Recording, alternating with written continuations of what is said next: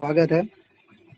तो आज अब हमारा जो तीसरा लेक्चर है वो हमारी तीसरा जो चैप्टर है उसके अंदर से हम इम्पोर्टेंट क्वेश्चन को देखेंगे। तो चलिए स्टार्ट करते हैं। उसके अंदर से जो इम्पोर्टेंट क्वेश्चन है विद सॉल्यूशन हम विद सॉल्यूशन हम देखेंगे। तो चलिए हम देखते हैं जो हमारा तीसरा चैप्टर है वो है आपका देखिए। तो इससे पहले हम कर चुके हैं ट्रिग्नोमेट्री का इम्पोर्टेंट क्वेश्चन का सॉल्यूशन कर चुके हैं। इसके अलावा जो बहुपद प्रश्नावली है आपके, ठीक है, उसके अंदर से जो इम्पोर्टेंट क्वेश्चन है उसका सॉल्यूशन कर चुके हैं। और अब हम जो आपका फर्स्ट चैप्टर है, ठीक है, वास्तविक संख्या है वाला, उसके अंदर से आपका क्या है जो इम्पोर्टेंट क्वेश्चन है उसको विद सॉल्यूशन देखेंगे। तो देखिए 135 और 225 का हमें क्या है एचसीएफ याद करना है। और कौन सी विधि से? यूक्लिड विभाजन एल्गोरिथम का प्रयोग करके हमें क्या है एचसीएफ ज्ञात करना है। ठीक है, तो देखिए किस तरीके से। तो ये हमारा भाज्य होगा, यानी जो बड़ी संख्या होती है वो हमारा भाज्य होती है और जो छोटी संख्या होती है वो क्या होती है, भाजक होती है। तो 225 और में 135 का जब डिवाइड करेंगे, ठीक है, इस तरीके से कर सकते हो आप। 225 में जब हम 135 का डिवाइड करेंगे तो एक पे जाएगा, इधर हम 135 फिर लिखेंगे 0, फिर यहाँ पे आ जाएगा 90। तो यूक्लिड विभाजन से जब हम देखेंगे तो क्या होता है, भाज्य इक्वल टू भाजक गुणा में भागफल और प्लस में शेषफल। तो भाज्य हमारा 225 है, भाजक यानी भाग दिया था 135 से, गया कितने पे था, एक पे, और शेषफल कितने बचे थे, 90। अब जो हमारा पार्ट है इधर वाला, इसमें से जो बड़ी संख्या है 135 वो भाज्य हो जाएगी। ठीक है, ये इधर लिख देंगे कि जो भाजक है वो कितना 135, और जो सॉरी एक सेकेंड मैं बता देता हूँ आपको। इधर इधर जो बड़ी संख्या है, अब हम लिखेंगे नीचे कि जो भाज्य है वो कितना 135, और जो 90 शेषफल है वो हमारा क्या हो जाएगा, भाजक हो जाएगा। ठीक है, 90। इस तरीके से नहीं करना आपको, ऐसे लिख सकते हो भाज्य 135 और भाजक कितना हो जाएगा, 90। फिर से हम क्या करेंगे, 135 में जब हम 90 का डिवाइड करेंगे तो 135 में 90 का डिवाइड करेंगे तो 90 इंटू 1, और प्लस में जो आपका शेषफल बचेगा वो क्या है, 45। तो अब इधर वाले पार्ट में जो बड़ी संख्या है 90 वो क्या हो जाएगी फिर से भाज्य, और जो 45 है वो क्या हो जाएगा, शेषफल। ठीक है, इस तरीके से लिखना है। फिर हम क्या है 90 में 45 का डिवाइड करेंगे 90, फिर 45 को हम 2 तक पढ़ेंगे तो क्या आ जाएगा, 90 आ जाएगा, और शेषफल हमारा क्या आ जाएगा, 0। तो जब भी यहाँ पे 0 आ जाता है, शून्य आ जाता है शेषफल, तब हम अपना जो आगे का जो स्टेप है वो क्या है, रोक देते हैं। और किसकी वजह से 0 आया है, 45 से भाग दिया था, ठीक है, 90 के अंदर। तो यही हमारा क्या हो जाएगा, यूक्लिड विभाजन से क्या है, एचसीएफ है, तो वो आंसर हो जाएगा। ठीक है, तो इस तरीके से ये वाला जो क्वेश्चन है वो क्या है, आपका 1 नंबर के अंदर आ सकता है। फिर देखिए निम्न संख्याओं के अभाज्य गुणनखंडों के गुणनफल के रूप में व्यक्त कीजिए। ये क्वेश्चन आ सकता है, और इसके अंदर जो क्वेश्चन है वो क्या है, इस तरीके से भी आ सकते हैं कि गुणनखंडों का योग योग या फिर उनकी संख्या, या फिर आ सकता है क्या है कि अभाज्य गुणनखंड है उनकी संख्या बताइए।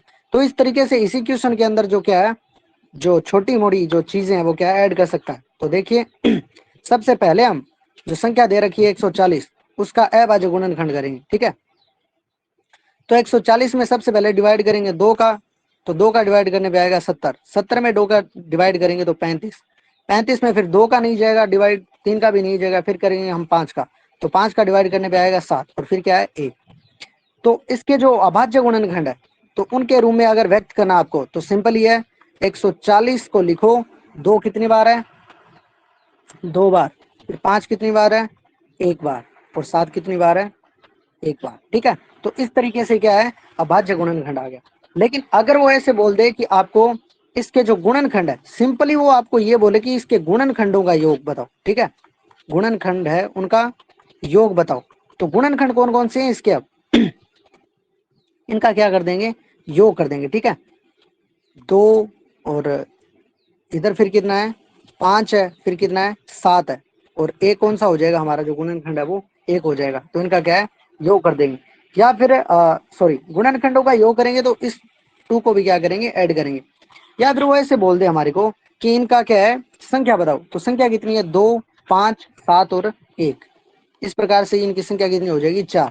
तो जैसे भी वो क्वेश्चन पुट अप करेगा तो उसी हिसाब से क्या है हमारे को आंसर बताना है। या फिर वो ऐसे बोल दे कि अभाज्य गुणनखंडों का योग बताए, तो 2, 5 और 7 का योग करेंगे सिर्फ फिर, ठीक है, 2, 5 और 7। क्योंकि एक क्या है ना तो भाज्य और ना क्या है अभाज्य, तो इस तरीके से हम एक को क्या है अलग रखेंगे, तो इनका क्या करेंगे फिर योग कर देंगे। तो ये अभाज्य गुणनखंड है और इनका हम क्या करेंगे योग कर देंगे। तो इनका जो योग है वो कितना आ जाएगा 2 और 2 4, 4 5 9 और 7 16, इसका क्या है आंसर हो जाएगा। लेकिन अगर वो ऐसे बोले कि अभाज्य गुणनखंडों की संख्या कितनी है, तो एक 2 है, एक 5 और एक 7 है, तो 3 इसका क्या है आंसर हो जाएगा। तो इस तरीके से आपको क्या है ये जो क्वेश्चन है उसको हैंडल करना है। तो इसके अंदर जो थोड़े थोड़े वेरिएशन है वो आ सकते हैं। फिर हमारे को क्या है अच्यव दे रखा है दो संख्याओं का 306 और 657 का 9, और फिर क्या है हमारे को एलसीएम है वो क्या है ज्ञात करना है। तो अच्यव दे रखा है हमारे को क्या है एलसीएम ज्ञात करना है। तो जो फॉर्मूला रहता है वो क्या है दो संख्याओं का गुणनफल और इक्वल होता है किसके अच्यव गुणा में एलसीएम के, ठीक है, ये फॉर्मूला रहता है, इसका यूज कीजिए। तो दो संख्या हमारी कौन कौन सी है 306 और 657 का गुणा करेंगे और 9 गुणा में एलसीएम को लिखेंगे। ये इधर 9 मल्टीप्लाई में है तो इधर क्या आ जाएगा डिवाइड में, और जब इसका डिवाइड करेंगे तब हमारा जो आंसर है वो एलसीएम कितना आ जाएगा 22,338 हमारा क्या रहेगा करेक्ट आंसर रहेगा, ठीक है। तो इस तरीके से हम क्या है ये कर सकते हैं। फिर देखिए इसमें से जो नेक्स्ट आपका इंपॉर्टेंट क्वेश्चन है वो देखिए कि माना रूट 3 एक अपरिमेय संख्या है, सॉरी रूट 3 एक अपरिमेय संख्या है, इसको सिद्ध करना है हमारे को कि जो रूट 3 है वो क्या है अपरिमेय संख्या है। तो यहाँ पे इस संख्या का चेंज हो सकता है, इस रूट 3 की जगह क्या आ सकता है रूट 2 भी आ सकता है, रूट 5 भी आ सकता है, या फिर रूट 7 भी आ सकता है। तो इस तरीके से क्या है ये क्वेश्चन है वो आ सकता है। तो जरूरी नहीं है कि इधर रूट 3 ही रहे, लेकिन ये क्वेश्चन है वो क्या है बहुत ज्यादा इंपॉर्टेंट है इस वाले चैप्टर में से।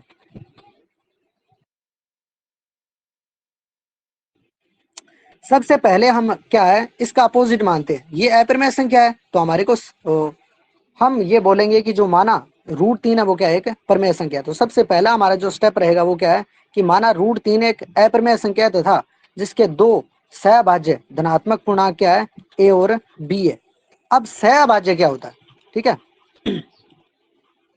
सहभाज्य वो होता है यानी ए और बी को हमने अगर सहभाज्य माना है तो इनका कोई भी उभयनिष्ठ गुणनखंड गुणनखंड अस्तित्व में नहीं होना चाहिए, ठीक है। सहभाज्य का मीनिंग ये है अगर हमने ए और बी को सहभाज्य गुणनखंड माना है, ठीक है, तो इनका जो कोई भी उभयनिष्ठ गुणनखंड है वो अस्तित्व में नहीं होना चाहिए, ठीक है। तो सबसे पहले हम स्टार्ट करेंगे कि रूट 2 अगर सॉरी यहाँ पे 2 कर सकते हो 5 कर सकते हो जो भी आपकी प्रक्रिया वो कर सकते हो। तो रूट 2 इक्वल टू अगर ये परिमेय संख्या है तो हमें इसे परिमेय संख्या के क्या है रूप में लिख सकते हैं ए बटा बी के रूप में, और जहाँ पे बी है वो नॉट इक्वल टू क्या रहता है 0 रहता है, ठीक है। तो रूट 2 इक्वल टू में क्या है ए बटा बी, फिर क्या करेंगे इसको इधर ले जाएंगे रूट बी के गुणा में रूट 2 हो गया और इधर क्या रहेगा ए, फिर दोनों तरफ क्या करेंगे हम वर्ग करेंगे, वर्ग करेंगे तो क्या हो जाएगा बी का स्क्वायर और रूट 2 का स्क्वायर क्या हो जाएगा 2, और इधर ए का स्क्वायर हो जाएगा, ठीक है। तो 2 बी की स्क्वायर क्या हो जाएगा 2। अब इसका मीनिंग है वो देखिए क्या है, इसका मीनिंग है कि अगर ये दोनों बराबर है, क्योंकि बराबर का साइन है तो इसका मीनिंग क्या है ये बराबर है, तो 2 बी की स्क्वायर क्या है ए की स्क्वायर के बराबर है। अगर मैं इधर से 2 से भाग करूंगा तो इधर भी मैं क्या करूंगा 2 से डिवाइड करूंगा, तो इधर आपको पता है कि 2 से भाग जा रहा है, ठीक है। तो इसका मीनिंग इधर वाले पार्ट में भी क्या है 2 से भाग जाएगा, क्योंकि ये दोनों क्या इक्वल है। तो हम क्या लिखेंगे अतः 2b² का एक गुणनखंड क्या है 2 है, यानी 2 से भाग जा रहा है, तथा a² का भी एक जो गुणनखंड है वो क्या होगा 2 होगा, क्योंकि 2 से इधर भाग जा रहा है तो 2 से इधर भी जाएगा, तो मतलब a की स्क्वायर का जो गुणनखंड है वो क्या हो जाएगा 2 हो जाएगा, क्योंकि भाग जाने का मीनिंग हो गया वो गुणनखंड होगा। तो a की स्क्वायर का जो एक गुणनखंड है वो क्या हो जाएगा 2 होगा, ठीक है। नेक्स्ट देखिए फिर हम क्या है जो a इक्वल है वो क्या है 2c रखेंगे, a इक्वल क्या रखेंगे हम 2c रखेंगे, ठीक है। हमारा जो नेक्स्ट स्टेप होगा, क्योंकि हमें जो आगे वाला जो स्टेप है उसके अंदर से हमें क्या है गुणनखंड निकालना है, तो a इक्वल टू क्या रखेंगे 2c, तो रखते हैं इस वाली समीकरण में, ये वाली समीकरण है उसको एक नाम देंगे और इसके अंदर ए इक्वल टू क्या रखेंगे 2c। तो 2b की स्क्वायर क्या हो जाएगा, सॉरी एक सेकेंड रुकिए, ये आपका जो पूरा पार्ट है वो इसको रॉन्ग मानिए, ठीक है, अलग से करवाता हूं मैं आपको। इधर रखेंगे, ठीक है, इधर ए की जगह हमें 2c रखना है। तो क्या क्या रखेंगे, देखिए इधर हम 2b की स्क्वायर है और a की जगह हम 2c रखेंगे, तो 2c की क्या हो जाएगी स्क्वायर। तो इधर आ जाएगा हमारे पास 2b की स्क्वायर और इधर आ जाएगा 4c की स्क्वायर। फिर ये दो गुणा में है तो इधर भाग में, तो b की स्क्वायर इक्वल हो जाएगा 2c की स्क्वायर। अब फिर से वही स्टेप करना आपको, अगर इधर 2 से भाग जाता है तो इधर भी 2 से क्या है भाग जाएगा। तो इधर 2 से 2 कैंसिल हो गया, मीनिंग भाग जा रहा है। तो इसका मीनिंग हो गया कि बी की स्क्वायर में भी 2 का क्या है भाग जाएगा, और भाग जाने का मतलब ये हो गया कि बी की स्क्वायर का जो है गुणनखंड है वो क्या हो गया 2 हो गया। अब आप ये जो यानी ये जो परिणाम आए हैं उनको याद रखिए कैसे। जो फर्स्ट परिणाम है वो आपका ये है कि ए की स्क्वायर में 2 का भाग जाता है। फिर इससे जो परिणाम मिला है आपको वो कौन सा है कि बी की स्क्वायर में क्या है 2 से भाग जाता है, ठीक है। ये वाली लाइन है, इसको क्रॉस कीजिए एक बार, मैं अलग से लिख देता हूं कि जो परिणाम है वो हमारे को ये मिला है, कौन सा कि हमारे को मिला है कि बी स्क्वायर 2 का यानी बी स्क्वायर का जो गुणनखंड है वो क्या होगा बी, सॉरी हमारा जो स्टेप था वो ये था, ठीक है, कि 2c स्क्वायर 2 से विभाजित है, ठीक है। अतः बी स्क्वायर का एक गुणनखंड 2 होगा, ठीक है। अब ये बात लिखनी है आपको। अब देखिए हमने जो फर्स्ट में माना था वो क्या माना था सहभाज्य। सहभाज्य का मतलब उभयनिष्ठ, ठीक है, उभयनिष्ठ गुणनखंड नहीं आना चाहिए लेकिन यहाँ पे तो उभयनिष्ठ आ गया, कैसे ए स्क्वायर का जो गुणनखंड है वो 2 है और इधर बी स्क्वायर का भी गुणनखंड क्या है 2 है। इसका मीनिंग जो हमने फर्स्ट में जो हमारी पूर्व धारणा थी वो क्या है गलत है। तो हम यहाँ पे लिखेंगे अतः हमारे जो पूर्वाकथन है उसका क्या है विरोधाभास हो रहा है। विरोधाभास कैसे हो रहा है, क्योंकि वहां पे उनके जो उभयनिष्ठ गुणनखंड है वो कितने आ रहे हैं 2 आ रहे हैं, तो अतः विरोधाभास हो रहा है। अतः इस कारण हम कह सकते हैं कि जो √3 है वो क्या है एक अप्रमेय संख्या है, क्योंकि हमने जो पूर्व में जो कथन माना है वो क्या है गलत साबित हो गया। इसका मीनिंग वो क्या है परिमेय संख्या ना होकर वो क्या हो जाएगी अप्रमेय संख्या हो जाएगी। नेक्स्ट इसका जो इंपॉर्टेंट क्वेश्चन है वो देखिए, बिना लंबी विभाजन प्रक्रिया के बताइए कि निम्न परिमेय संख्याओं का जो दशमलव प्रसार है वो शांत है या फिर अशांत है, ठीक है।